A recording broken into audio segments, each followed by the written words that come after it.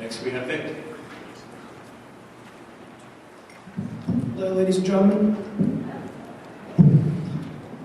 More than 2 years ago, as an American icon of freedom and equality, I worked tirelessly and faithfully to bring about a change in the subjugation of a particular race, the African Americans.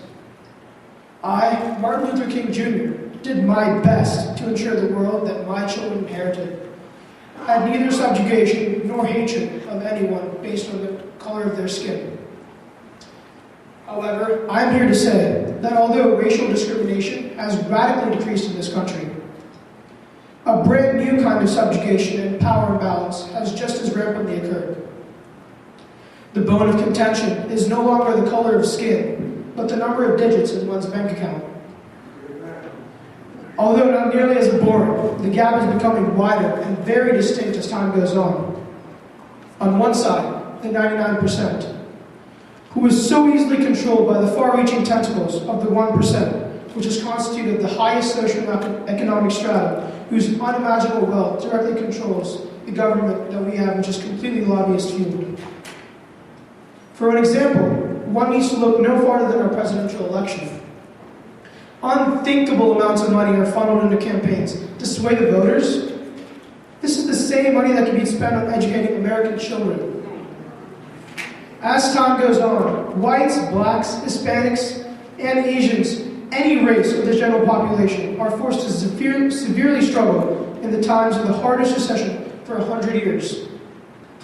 This same recession isn't an accident, but simply a byproduct of the same 1% searching for the biggest profit margin for their unbounded greed. The vision I have for all children is an America where movements like Occupy Wall Street come to fruition, but an America where economic prosperity is still the goal, but not because we take away basic necessities from people. I have a dream where truly all men and women are equal and have a say in the country, even if they don't have an 8-figure account balance.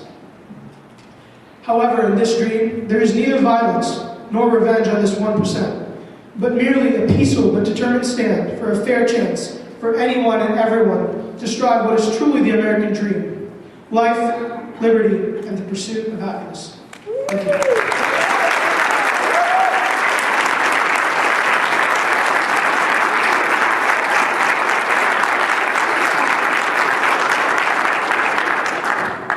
And now for the grand prize winner, Clay, whenever you're ready.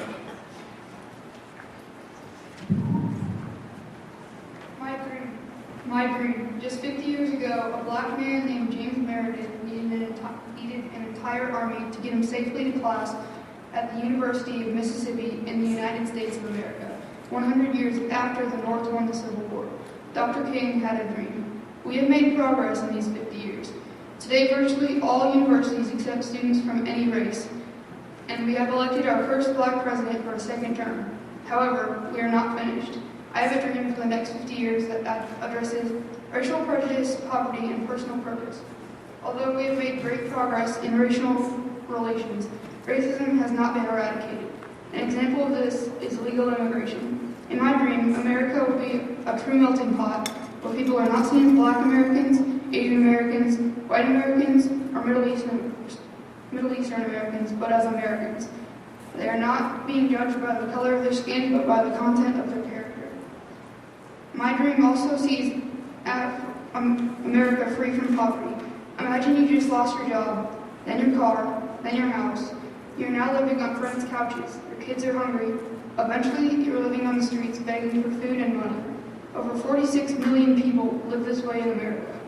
I refuse to believe the bank of opportunity is bankrupt. America has the ingenuity to create jobs for all Americans. My dream will be made possible if we realize that every person has purpose, just as each person is endowed by the Creator with the inalienable rights to life, liberty, and the pursuit of happiness. Each American has been given a unique purpose.